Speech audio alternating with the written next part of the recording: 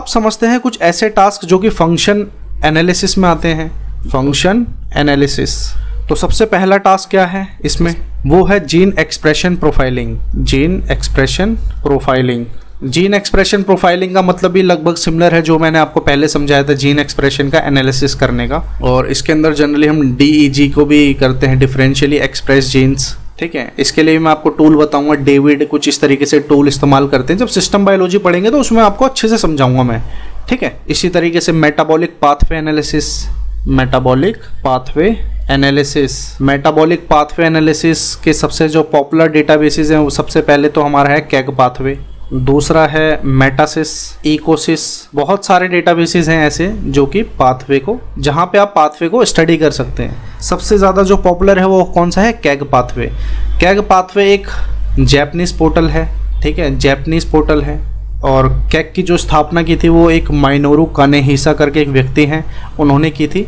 और जो यूनिवर्सिटीज़ को मेंटेन करके रखती है वो क्योटो यूनिवर्सिटी मेंटेन करके रखती है कैग सर्वर को। कैग का जो सर्वर है उसका एक पार्ट है पाथवे, तो कैग पाथवे के नाम से हम उसको पुकारते हैं। पाथवे मैप्स है इसमें जनरली जितने भी हमारे बायोकेमिकल पाथवेज हैं, डिजीज़ के पाथवे हैं, और मतलब किसी भी ड्रग के जो पाथवे होते हैं, किस तरीके से ड्रग ट्रैवल करता है बॉडी के अंदर, तो सारे पाथवे इसमें आपको मिल जाएंगे कैग में।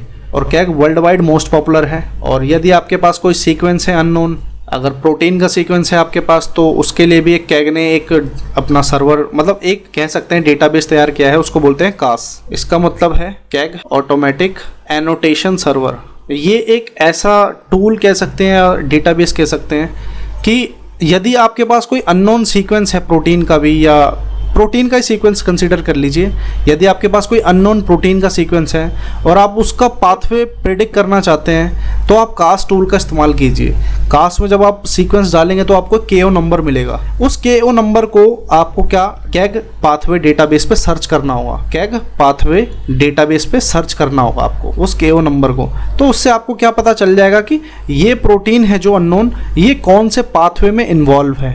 आई बात समझ में? तो ये भी एक मोस्ट इंपॉर्टेंट चीज़ है। मैं बहुत ज़्यादा डीप में नहीं जा रहा, डीप में समझाऊंगा आपको, एक एक करके जब चीज़ें करेंगे अच्छे से समझाऊंगा। अगला जो टास्क हो सकता है फंक्शन एनालिसिस में, वो क्या हो सकता है, protein interaction prediction. Protein interaction prediction, जब जनरली हम प्रोटियोमिक्स पढ़ रहे होंगे ना, तो उसमें आपको अच्छे से समझाऊंगा ये सारी चीज़ें क्या क्या होती हैं। एक जो ऊपर ऊपर से होता है ना, एक नॉलेज होनी चाहिए किसी भी बायोइन्फॉर्मेटिक्स के बच्चे को, तो वो समझ के चलिए आप। प्रोटीन के इंटरेक्शंस जो होते हैं उनको प्रिडिक्ट करना, किस किस तरीके के बॉन्ड्स होते हैं, ठीक है, कितने बॉन्ड्स होते हैं, किस किस टाइप के स्ट्रक्चर में बॉन्ड कैसे कैसे प्रेजेंट होते हैं, जैसे कि अलग अलग कन्फर्मेशन होती है प्रोटीन की, प्राइमरी, सेकेंडरी, टर्शरी, तो अलग अलग फॉर्म में किस किस तरीके के इंटरेक्शंस पाए जाते हैं वो सब इसमें प्रिडिक्ट करते हैं हम। ठीक है, जो नेक्स्ट है हमारा फंक्शन एनालिसिस में टास्क है वो क्या है, प्रोटीन सब सेलुलर लोकलाइजेशन प्रिडिक्शन।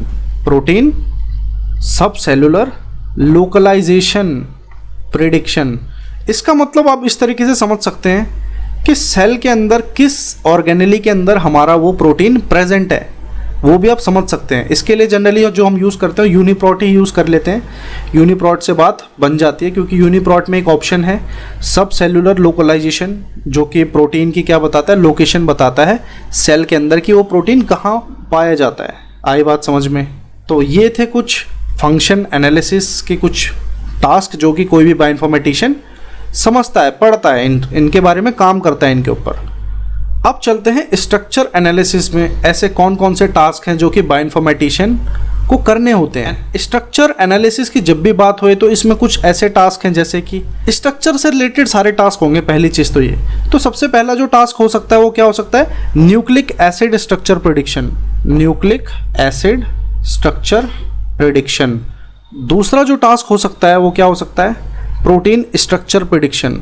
दोस्तों न्यूक्लिक एसिड का जो डेटाबेस है उसको आप शायद मैं आपको नाम बता दूं, PDB का ही है एक पोर्टल, NDB के नाम से जाना जाता है, न्यूक्लिक एसिड डेटाबेस जिसको कहा जाता है, और one of the most famous database है जो कि न्यूक्लिक एसिड्स के लिए है और वर्ल्ड वाइड पॉपुलर है। प्रोटीन डेटा बैंक का है, इसको मेंटेन करके रखता है RCSB, तो maintained by RCSB, research collaboratory for structural bioinformatics. इसी तरीके से हम प्रोटीन का स्ट्रक्चर भी प्रेडिक्ट कर सकते हैं। स्ट्रक्चर प्रेडिक्ट करने के लिए मैंने आपको बताया था होमोलॉजी मॉडलिंग करते हैं हम। तीसरा जो काम हो सकता है वो क्या कर सकते हैं, हम प्रोटीन के स्ट्रक्चर को क्लासीफाई कर सकते हैं। प्रोटीन स्ट्रक्चर क्लासिफिकेशन, ये भी मैंने आपको बताया था। इसमें जनरली हम क्लासिफिकेशन के लिए 2 टूल का यूज़ करते हैं, टूल नहीं है डेटाबेस कह सकते हैं, स्कोप एंड कैथ। Structural classification of proteins and class architecture topology homology, तो ये चीज़ें। चौथा है जो टास्क स्ट्रक्चर एनालिसिस में जो कि बायोइन्फॉर्मेटिशियन जिस पे काम करते हैं वो है protein structure comparison. Protein structure comparison मतलब कि प्रोटीन के स्ट्रक्चर को कंपेयर करना, उनको सुपर पोजिशन करके देखना, सुपर इम्पोज करके देखना एक के ऊपर दूसरे स्ट्रक्चर को। और इसके लिए जो सबसे ज़्यादा हम टूल यूज़ करते हैं वो करते हैं एक इंटरफेस एनालिसिस के लिए टूल यूज़ करते हैं, इंटरफेस एनालिसिस। तो इसके लिए जो टूल है वो कौन सा है, PDB PISA, ठीक है। ये टूल EMBL के द्वारा बनाया गया है, EMBL EBI। तो European molecular biology laboratory, European bioinformatics institute ने इस टूल को बनाया है। इसमें जनरली आप इंटरफेस एरिया देख सकते हैं और भी काफ़ी सारी चीज़ देख सकते हैं कि कितने एटम पे सुपर इम्पोज हो रहे हैं। तो स्ट्रक्चर कंपैरिजन भी आप कर सकते हैं। तो ये सब चीज़ें इसमें आती हैं, ठीक है। तो आज के लिए दोस्तों बस इतना ही। अगर आपको वीडियो पसंद आई तो वही 3 कम लाइक शेयर और सब्सक्राइब ज़रूर कीजिए।